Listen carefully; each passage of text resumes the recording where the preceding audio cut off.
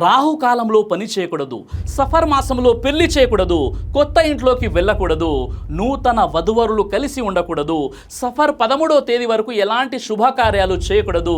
ఈ మాసం చివరి బుధవారం ఆఖరి చార్షంబ పేరుతో సముద్ర తీరాలు, పార్కులు, తోటలకు వెళ్ళడం, గుగ్గిళ్ళు ఉడికించి ఇంట్లో చల్లితే దరిద్రం పోతుందని నమ్మడం, పక్షి కుడివైపు ఎగిరితే శుభమని, ఎడమవైపు ఎగిరితే అశుభమని భావించి తమ నిర్ణయాలను మార్చుకోవడం, ఇలాంటి ఆచారాలకు ఇస్లాం ధర్మానికి సంబంధం ఉందా? ఈ నెలల్లో, ఈ వారంలో, ఈ రోజుల్లో, ఈ తేదీల్లో ఈ పనులు చేస్తే దరిద్రమని అంటారు. నిజంగా అసలు దరిద్రం ఏంటో మీకు తెలుసా? ధర్మానికి విరుద్ధంగా జీవితం గడపడం, ఖురాన్ మరియు సహీహ్ హదీసులకు విరుద్ధంగా జీవించడమే అసలైన దరిద్రం. ఈ వీడియోలో ముస్లిం సమాజంలో పేరుకుపోయినటువంటి మూఢనమ్మకాల అసలు వాస్తవాన్ని పటాపంచలు చేసే ప్రయత్నం చేద్దాం. కాబట్టి ఈ వీడియోని స్కిప్ చేయకుండా చివరి వరకు చూడండి. సఫర్ మాసం వచ్చిందంటే అపశకునం. ఈ నెలలో పెళ్లిళ్ళు చేయకూడదు, కొత్త పనులు ప్రారంభించకూడదు, కొన్ని రోజులు అపశుభం అంటారు. అలాగే పిల్లి ఎదురైతే అరిష్టం, నక్షత్రాల వల్లే వర్షాలు పడతాయి, దయ్యాలు భూతాలు హాని చేస్తాయి. ఇలా ఎన్నో మూఢనమ్మకాలు నేటికి మన సమాజంలో కనిపిస్తున్నాయి. కానీ నిజంగా ఇవన్నీ ఇస్లాం బోధించిందా, లేక జాహిలియా కాలం అంటే అజ్ఞానం నుండి వచ్చినటువంటి అపోహల? ప్రవక్త ముహమ్మద్ సల్లల్లాహు అలైహి వసల్లం ఈ విషయాల గురించి ఏమని బోధించారు? ఖురాన్ మరియు సహీహ్ హదీసుల వెలుగులో ఈ రోజు ఆధారాలతో తెలుసుకునే ప్రయత్నం చేద్దాం. ప్రవక్త ముహమ్మద్ సల్లల్లాహు అలైహి వసల్లం వారు ఇలా సెలవిచ్చారు: అంటువ్యాధికి స్వతంత్ర శక్తి లేదు, అపశకునాలు లేవు, పక్షికూత అరిష్టం కాదు, సఫర్ మాసం చెడ్డది కాదు. సహీ బుఖారీ హదీస్ నంబర్ 5757. ఈ హదీసు ద్వారా మరో ముఖ్యమైన విషయాన్ని కూడా మనం తెలుసుకునే ప్రయత్నం చేద్దాం. జిన్నులు, భూతాలు, ప్రేతాత్మలు అల్లా అనుమతి లేకుండా ఎలాంటి హాని చేయలేవు. అలాగే నక్షత్రాలకు కూడా స్వయంగా ప్రభావం చూపే శక్తి లేదు. ఇప్పుడు ఈ హదీసులో చెప్పబడినటువంటి 6 విషయాలను ఒక్కొక్కటిగా పరిశీలిద్దాం. 1. అద్వా. అంటువ్యాధికి స్వతంత్ర శక్తి లేదు. లా అద్వా అంటే ప్రవక్త ముహమ్మద్ సల్లల్లాహు అలైహి వసల్లం వారు అంటువ్యాధులే లేవు అని చెప్పలేదు. దాని అసలు అర్థం ఏమిటంటే అల్లా అనుమతి లేకుండా ఏ వ్యాధికి స్వయంగా ఒకరి నుండి మరొకరికి వ్యాపించే స్వతంత్ర శక్తి లేదు. ఒకసారి ఒక వ్యక్తి ప్రవక్త ముహమ్మద్ సల్లల్లాహు అలైహి వసల్లం వారిని ఇలా అడిగాడు: ఓ అల్లా ప్రవక్త, ఎడారిలో పూర్తిగా ఆరోగ్యంగా ఉన్న ఒంటెల మధ్య ఒక చర్మ వ్యాధి ఉన్న ఒంటె వస్తే మిగతా ఒంటెలకు కూడా ఆ వ్యాధి సోకుతుంది కదా? అప్పుడు ప్రవక్త ఇలా ప్రశ్నించారు: అయితే మొదటి ఒంటెకు ఆ వ్యాధి ఎవరు కలిగించారు? ఈ సమాధానం ద్వారా ప్రవక్త చెప్పదలిచింది ఏంటంటే వ్యాధికి స్వతంత్ర శక్తి లేదు. అల్లా ఎవరిని పరీక్షించాలని తలస్తాడో వారికి మాత్రమే అది సంభవిస్తుంది. అయితే దీనిని విని కొందరు అంటే జాగ్రత్తలు అవసరం లేదా అని అనుకోవచ్చు. అలాంటి భావన కూడా తప్పే.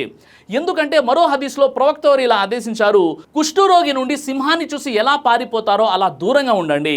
సహీ బుఖారీ హదీస్ నంబర్ 5707. దీని అర్థం ఏంటంటే మీరు అంటువ్యాధుల నుండి జాగ్రత్త వహించండి అని.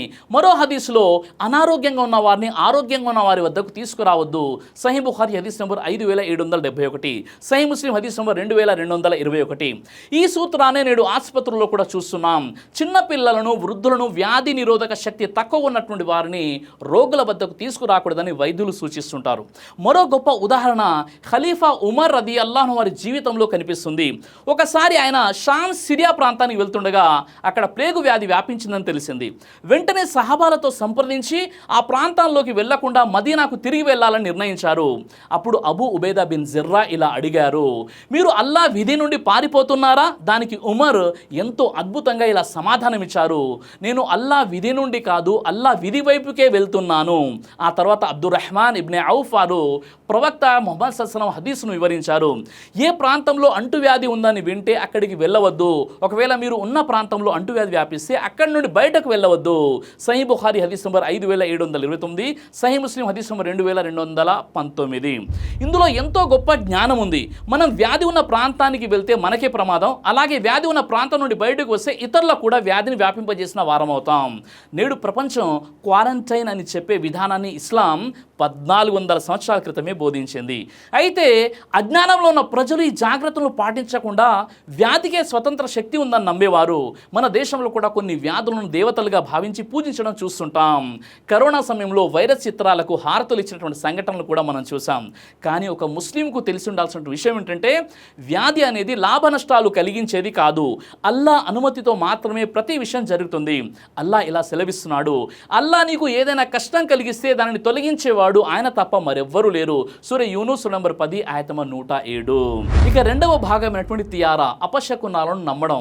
ఇస్లాం రాకముందు జాహిలియా అంటే అజ్ఞాన కాలంలో అరబులు ఏదైనా పని, ప్రయాణం లేదా వ్యాపారం ప్రారంభించే ముందు ఒక పక్షిని ఎగరవేసేవారు.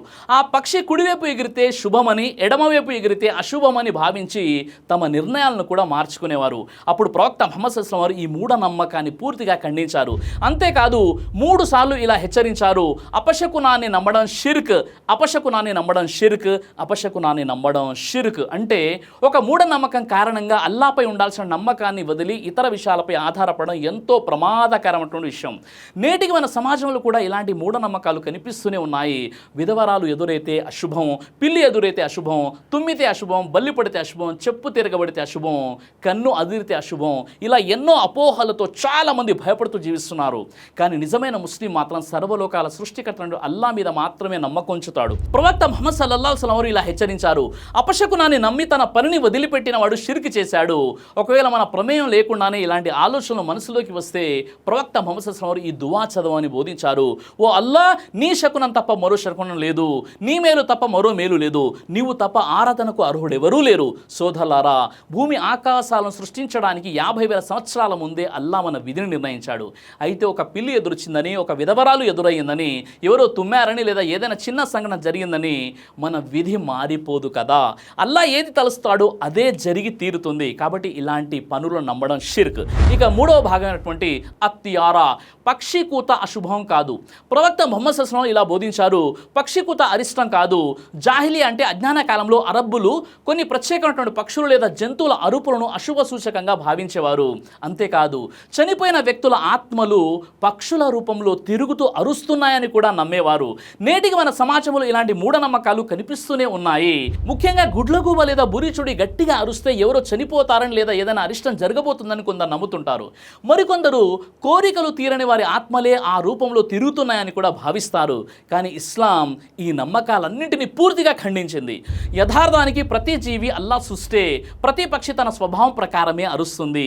దాని అరుపుకు మన భవిష్యత్తుతో, మన విధితో లేదా ఎవరి మరణంతోనూ ఎలాంటి సంబంధం లేదు. గుడ్లగూబ అరుపులకు సంబంధించి ఒక ఉర్దూ కవి ఎంతో అందంగా ఇలా అభిప్రాయపడ్డాడు. గుడ్లగూబ పాడుబడిన భవనాలపై, సమాధులపై కూర్చొని తన హృదయ విదారకరమైనటువంటి కూతతో మనకు మరణాన్ని, పరలోకాన్ని గుర్తు చేస్తుంది. కానీ మిగతా పక్షులు తమ మధురమైన స్వరాలతో ఈ లోకపు వ్యామోహంలో మనల్ని ముంచేస్తాయి. కాబట్టి నిజంగా ఏ పక్షి మనకు మేలు చేస్తుందో ఆలోచించండి. అయితే ఇది కేవలం ఒక కవి అభిప్రాయం మాత్రమే. ఇస్లాం బోధన ఏమిటంటే ఏ పక్షి కూడా శుభం లేదా అశుభం తీసుకురాదు. మనకు జరిగే ప్రతి విషయం అల్లా నిర్ణయంపైనే ఆధారపడి ఉంటుంది. ఇక 4వ భాగమైనటువంటి సఫర్ మాసం. సఫర్ నెల అశుభమైనది కాదు. ప్రవక్త ముహమ్మద్ సల్లల్లాహు అలైహి వసల్లం వారు స్పష్టంగా ఇలా బోధించారు, సఫర్ మాసం చెడ్డది కాదు. జాహిలీ అంటే అజ్ఞాన కాలంలో అరబ్బులు హజ్కు సంబంధించినటువంటి పవిత్ర నెలల్లో యుద్ధాలు, దోపిడీలు మరియు ఇతర దుర్మార్గాలకు దూరంగా ఉండేవారు. కానీ మొహర్రం మాసం ముగిసిన సఫర్ మాసం ప్రారంభమైన వెంటనే మళ్ళీ యుద్ధాలు, దోపిడీలు, దొంగతనాలు మరియు పాపకార్యాలు మొదలుపెట్టేవారు. ఆ పాపాల వల్ల తమకు కలిగిన నష్టాన్ని సఫర్ మాసం మీదే మోపి ఈ నెల అశుభమైనది, ఈ మాసం వస్తే నష్టాలే జరుగుతాయని కాలాన్ని దూషించేవారు. కానీ నిజానికి అల్లా సృష్టించినటువంటి ఏ క్షణం, ఏ రోజు, ఏ నెల, ఏ సంవత్సరం కూడా స్వతహాగా శుభం లేదా అశుభం కాదు. హదీసే ఖుద్సీలో అల్లా ఇలా సెలవిస్తున్నాడు, ఆదాం సంతతి నన్ను బాధ పెడుతోంది, అతను కాలాన్ని దూషిస్తున్నాడు. యథార్థానికి కాలాన్ని నియంత్రించేది నేనే, సమస్త వ్యవహారం నా చేతిలోనే ఉంది. రేయింబవలు ఒకదాని తర్వాత ఒకటి నేనే తీసుకువస్తాను. సహీ బుఖారీ హదీస్ నంబర్ 4820, సహీ ముస్లిం హదీస్ నంబర్ 2246. అంటే కాలాన్ని దూషించడం అంటే కాలాన్ని సృష్టించి నియంత్రిస్తున్న అల్లా నిర్ణయాన్ని తప్పు పట్టినట్లే అవుతుంది కదా. దురదృష్టవశాత్తు నేటికి కొందరు ముస్లింలు కూడా ఇలాంటి అపోహలను అమ్ముతున్నారు. అంతా కాలంపై తోసేస్తున్నారు.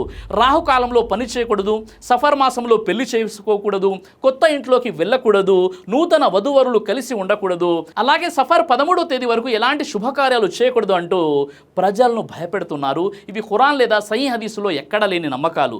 అలాగే ఈ మాసం చివరి బుధవారం ఆఖరి చార్ షంబా పేరుతో సముద్ర తీరాలు, పార్కులు, తోటలకు వెళ్ళడం, గుగ్గిలు ఉడికించి ఇంట్లో చల్లితే దరిద్రం పోతుందని నమ్మడం వంటి ఆచారాలు కూడా ఇస్లాంలో ఎలాంటి ఆధారం లేని విషయాలే. నిజానికి ఖురాన్ మరియు సహీ హదీసులకు విరుద్ధంగా జీవించడమే అసలైన దరిద్రం. మరికొందరు ఏమంటారంటే ఆ రోజే ప్రవక్త ముహమ్మద్ సల్లల్లాహు అలైహి వసల్లం వ్యాధి నుండి కోలుకొని పచ్చికపై నడిచారు, మిఠాయిలు తిన్నారు, అందుకే మేము ఆ రోజును ప్రత్యేకంగా జరుపుకుంటున్నామని చెబుతారు. కానీ సీరత్ గ్రంథాలను పరిశీలిస్తే చివరి బుధవారం ప్రవక్త ఆరోగ్యంగా కాలేదు, పైగా అదే రోజున ఆయన జ్వరం మరింత తీవ్రమైందని తెలుస్తుంది. అయితే అలాంటి రోజున పండుగలు చేసుకోవడం, ప్రత్యేక ఆచారాలు చేయడం ఎలా సరైనది అవుతుంది? మీరే చెప్పండి. అందువల్ల ఒక ముస్లింగా మనం గుర్తుంచుకోవాల్సిన విషయం ఏమిటంటే సఫర్ మాసం ఇతర నెలల్లాగే అల్లా సృష్టించిన ఒక నెల మాత్రమే. దానికి స్వతహాగా శుభం చేసే చేసే శక్తి లేదు, అశుభం చేసే శక్తి కూడా లేదు, లాభం చేకూర్చే శక్తి కూడా లేదు, నష్టం కలిగించే శక్తి కూడా లేదు. ప్రతి లాభం, ప్రతి నష్టం, ప్రతి విజయం, ప్రతి పరీక్ష అన్నీ కూడా అల్లా నిర్ణయంతోనే జరుగుతాయి. ఇక 5వ భాగమైనటువంటి ఘల్ అనేది ఒక రకమైనటువంటి జిన్ లేదా భయంకరమైనటువంటి దయ్యం. అయితే జిన్నులు, దయ్యాలు స్వతంత్రంగా హాని చేయలేవు. ప్రవక్త ముహమ్మద్ సల్లల్లాహు అలైహి వసల్లం బోధించినటువంటి మరో ముఖ్యమైనటువంటి విషయం ఏమిటంటే జిన్నులు, దయ్యాలు, భూతాలు అల్లా అనుమతి లేకుండా ఎవరికి ఎలాంటి హాని చేయలేవు. జాహిలియా కాలం అంటే అజ్ఞాన కాలంలో అరబ్బులు వ్యాపారం కోసం దూర ప్రాంతాలకు ప్రయాణాలు చేసేవారు. ఎడారులు, అడవులు, కొండలు, లోయల్లో రాత్రులు గడిపేవారు. అలాంటి ప్రాంతాల్లో ఏదైనా విచిత్రమైన శబ్దం వినిపించినా, భయంకరమైన అనుభవం ఎదురైనా అక్కడ జిన్నులు లేదా దయ్యాలు ఉన్నాయని భావించి భయపడేవారు.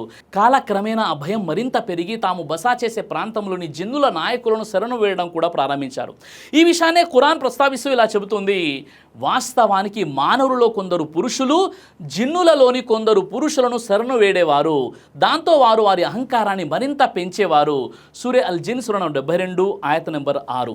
అందుకే ప్రవక్త స్పష్టంగా ఇలా చెప్పారు, అల్లా అనుమతి లేకుండా ఏ జిన్ను, ఏ శైతాన్, ఏ దయ్యం కూడా ఎవరికి హాని చేయలేదు. ఒకవేళ మీకు ఎప్పుడైనా జిన్ను కనిపించినట్లు అనిపించినా లేదా ఏదైనా భయంకరమైనటువంటి పరిస్థితి ఎదురైనా ప్రవక్త ముహమ్మద్ సల్లల్లాహు అలైహి వసల్లం చెప్పారు, అజాన్ ఇవ్వమని బోధించారు. ప్రపంచంలోని అనేక నాగరికతల్లో దయ్యాలు, భూతాలు, జిన్నులకు భయపడి వాటిని శరణు వేడే ఆచారాలు కనిపిస్తాయి. కానీ ఒక నిజమైన ముస్లిం మాత్రం కేవలం అల్లాహ్ను మాత్రమే శరణు వేడుతాడు. అందుకే అల్లాహ్ ఇలా సెలవిస్తున్నాడు, ఒకవేళ నీకు శైతాన్ నుండి ఏదైనా ప్రేరణ కలిగితే దాని కీడు నుండి అల్లాహ్ శరణు కోరుకో. నిశ్చయంగా ఆయన సర్వం వినేవాడు, సర్వజ్ఞుడు. సూరే అల్ ఆరాఫ్ నంబర్ 7 ఆయత నంబర్ 200. అందువల్ల భూతాలు, దయ్యాలు, జిన్నులు లేదా ఇతర అదృశ్య శక్తుల భయంతో ఎవరినైనా ఆశ్రయించడం, తాయత్తులు, మంత్రాలు లేదా ఇతర ఆధారాలు వెతకడం ఒక ముస్లింకు తగదు. మనకు రక్షణ ఇచ్చేది ఒక అల్లా మాత్రమే. ఇక 6వ భాగమైనటువంటి అల్ అన్వా, నక్షత్రాల ప్రభావాన్ని నమ్మడం. ప్రవక్త ముహమ్మద్ సల్లల్లాహు అలైహి వసల్లం వారు ఖండించిన చివరి మూఢనమ్మకం నక్షత్రాల ప్రభావాన్ని నమ్మడం. అంటే ఈ నక్షత్రం వల్ల వర్షం వచ్చింది, ఈ కార్తీ వల్ల వర్షాలు కురిశాయి, ఈ నక్షత్రంలో పుట్టావు కాబట్టి నీ జాతకం ఇలా ఉంటుంది, తోకచుక్క కనిపిస్తే ఏదో అరిష్టం జరుగుతుంది. ఇలాంటి నమ్మకాలన్నీ ఇస్లాం ప్రకారం తప్పు. ఒకసారి హుదైబియా ప్రాంతంలో రాత్రి వర్షం కురిసింది. మరుసటి రోజు ఫజర్ నమాజ్ అనంతరం ప్రవక్త సహాబాలను అడిగారు, ఈ ఉదయం మీ ప్రభు ఏమన్నాడో మీకు తెలుసా? సహాబాలు అల్లాహ్ ఆయన ప్రవక్తకే బాగా తెలుసు అని సమాధానం ఇచ్చారు. అప్పుడు ప్రవక్త ఇలా చెప్పారు, ఈ ఉదయం నా దాసులలో కొందరు నా యందు విశ్వాసంతో మేల్కొన్నారు, మరికొందరు అవిశ్వాసంతో మేల్కొన్నారు. తర్వాత ఆయన ఇలా వివరించారు, ఎవరైతే అల్లాహ్ కరుణ అనుగ్రహంతో వర్షం కురిసింది అని అన్నాడో అతడు అల్లాహ్ను విశ్వసించి నక్షత్రాల ప్రభావాన్ని తిరస్కరించిన వాడు. కానీ ఎవరైతే ఫలానా నక్షత్రం వల్ల వర్షం పడింది అని అన్నాడో అతడు అల్లాహ్ను తిరస్కరించి నక్షత్రాలను విశ్వసించిన వాడయ్యాడు. సహీ ముస్లిం హదీస్ నంబర్ 71. దురదృష్టవశాత్తు నేటికి కొందరు ముస్లింలు కూడా కార్తులు వచ్చాయి కాబట్టి వర్షం పడుతుంది, రాశి ప్రకారం నీ భవిష్యత్తు ఇలా ఉంటుంది, ఈ నక్షత్రంలో పుట్టావు కాబట్టి నీ అదృష్టం ఇలా ఉంటుంది అంటూ నమ్ముతున్నారు. మరికొందరు ప్రతిరోజు టీవీల ముందు కూర్చొని రాశి ఫలాలు వింటుంటారు. కానీ ఒక ముస్లింగా మనం విశ్వసించాల్సింది అల్లా విధిరాతను మాత్రమే, నక్షత్రాల ప్రభావాన్ని కాదు. ఖతాదా రహీమహుల్లా ఇలా చెప్పారు, అల్లా నక్షత్రాలను కేవలం 3 ఉద్దేశాలతో మాత్రమే సృష్టించాడు. మొదటిది ఆకాశానికి అలంకారంగా, రెండవది శైతానులను తరిమి కొట్టడానికి, మూడవది ప్రయాణికులకు దిశలను గుర్తించడానికి. ఈ 3 ఉద్దేశాలను వదిలి నక్షత్రాలకు ఇతర శక్తులు లేదా ప్రభావాలు ఆపాదించే వ్యక్తి పెద్ద తప్పు చేస్తున్నాడని ఆయన హెచ్చరించారు. మరో హదీస్లో ప్రవక్త వారు ఇలా తెలిపారు, నా సమాజంలో జాహిలియా కాలానికి చెందిన కొన్ని అలవాట్లు మిగిలి ఉంటాయి. అందులో ఒకటి నక్షత్రాల వల్లే వర్షం కురుస్తుందని నమ్మడం. ఈరోజు మనం చూసిన ప్రతి విషయం ఒకే సందేశాన్ని మనకు గుర్తు చేస్తుంది. వ్యాధికి స్వతంత్ర శక్తి లేదు, అపశకునాలు లేవు, పక్షి కూత అరిష్టం కాదు, సఫర్ మాసం అశుభం కాదు, జిన్నులు, దయ్యాలు అల్లా అనుమతి లేకుండా హాని చేయలేవు, నక్షత్రాలకు మన జీవితాన్ని మార్చే శక్తి లేదు. ఈ సృష్టిలో జరిగే ప్రతి విషయం అల్లా ఆజ్ఞతోనే జరుగుతుంది. ఏ వస్తువు తన స్వశక్తితో లాభం చేయలేదు, నష్టం కూడా చేయలేదు. అందువల్ల ఒక ముస్లింగా మన విశ్వాసం కేవలం అల్లా పైనే ఉండాలి. ఏ రోజు, ఏ మాసం, ఏ నక్షత్రం, ఏ పక్షి, ఏ వ్యక్తి, ఏ వ్యాధి, ఏ జిన్ను కూడా అల్లా అనుమతి లేకుండా మనకు లాభం కానీ నష్టం కానీ చేయలేవు. కాబట్టి ఖురాన్ మరియు సహీ హదీసులకు విరుద్ధమైన అన్ని మూఢనమ్మకాలను విడిచిపెట్టి తౌహీద్ అంటే ఏకేశ్వరోపాసనపై దృఢంగా నిలబడదాం. అల్లాహ్పై పూర్తి నమ్మకం ఉంచి ఆయననే శరణు వేడుతూ జీవితాన్ని గడుపుదాం. అల్లా మనందరికీ సరైన అకీదాను ప్రసాదించి షిర్క్ మరియు మూఢనమ్మకాలు బిదాతల నుండి రక్షించుగాక. ఆమీన్. ఈ విషయంలో ఇంకా ఏవైనా అనుమానాలు మీకు వ్యక్తమవుతున్నట్లయితే కింద కామెంట్ ద్వారా మీరు తెలియచేయండి. మీ ప్రతి కామెంట్ని కూడా నేను చదువుతాను. అల్లా మనందరికీ కూడా సహీహుల్ అకీదాను ప్రసాదించి ఖురాన్ మరియు సహీహ్ హదీస్ వెలుగులో జీవితం గడిపే సద్బుద్ధిని ప్రసాదించుగాక. ఆమీన్ యా రబ్బుల్ ఆలమీన్. దైవ ప్రవక్త ముహమ్మద్ సల్లల్లాహు అలైహి వసల్లం వారు తెలియజేశారు, కడుపుకు సంబంధించిన అన్ని రకాల వ్యాధులకు అద్భుతమైన ఔషధం తలిబిన. ఇది దైవ ప్రవక్త వారి సున్నత్, మంచి ఆహారం, ఇమ్యూనిటీ బూస్టర్. ఇందులో షిఫా ఉంది. ఇది మంచి ఔషధంగా కూడా పనిచేస్తుంది. కాబట్టి పిల్లలు అయినా పెద్దలు అయినా ఎవరైనా దీనిని ఉపయోగించవచ్చు. ఇందులో ఎలాంటి సైడ్ ఎఫెక్ట్ లేదు. ఖురాన్లో దైవం తెలియజేశాడు, తేనెలో మీకు స్వస్థత ఉంది. కాబట్టి స్వచ్ఛమైనటువంటి ఫారెస్ట్ హనీ కోసం మీరు సంప్రదించండి. అలాగే పురుషుల స్టామినా కోసం తయారు చేయబడినటువంటి హల్వా, ఇది అన్ని రకాల లైంగిక సమస్యలను దూరం చేసి వీర్య కణాల ఉత్పత్తికి సహాయపడుతుంది. మీ దాంపత్య జీవితాన్ని మరింత సంతోషకరంగా ఆత్మవిశ్వాసంతో నింపడంలో సహాయపడుతుంది. మరో విషయం, ఇక డయాబెటీస్తో కేవలం మేనేజ్ చేస్తూ బ్రతకాల్సిన అవసరం లేదు. డయా కంట్రోల్ సప్లిమెంట్ కేవలం బ్లడ్ షుగర్ను తాత్కాలికంగా తగ్గించడం కాదు, డయాబెటీస్ అసలు కారణంపై పనిచేస్తుంది. అలాగే మన శరీరాన్ని నిశ్శబ్దంగా నాశనం చేసే ప్రమాదాల్లో కొలెస్ట్రాల్ ఒకటి. చెడు కొలెస్ట్రాల్, గుండె సమస్యలు మీ దగ్గరకు రాకుండా ఈ లిపిడ్ కంట్రోల్ అద్భుతంగా పనిచేస్తుంది. ఇందులో ఎలాంటి సైడ్ ఎఫెక్ట్స్ లేవు.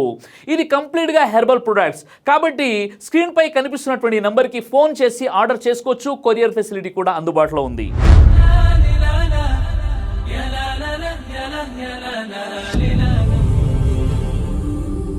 బ్రదర్ సిరాజ్ అని యూట్యూబ్ ఛానల్ని మీరు సబ్స్క్రైబ్ చేసినట్లయితే ఇన్షాల్లా దైవచిత్తం అయితే మీకు వీడియోస్ వస్తుంటాయి. అదేవిధంగా బ్రదర్ సిరాజ్ అనేటటువంటి ఫేస్బుక్ని కూడా లైక్ చేయడం వల్ల మీకు వీడియోస్ వస్తుంటాయి.